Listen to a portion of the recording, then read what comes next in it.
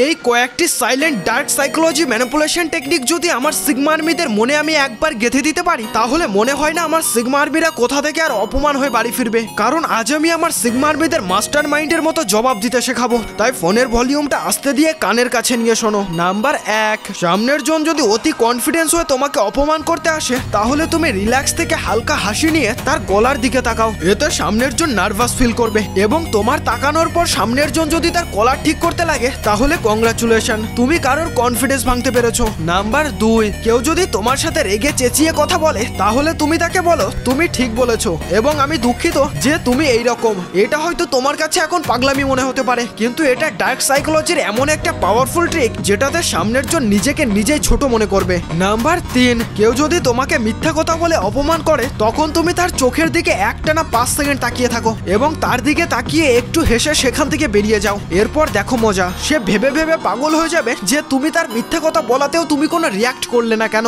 আর হ্যাঁ, এখানে আমার সিগমা আর্মিরা যারা আছো, তারা ব্ল্যাক হার্টে কমেন্ট বক্সে ভরিয়ে দাও।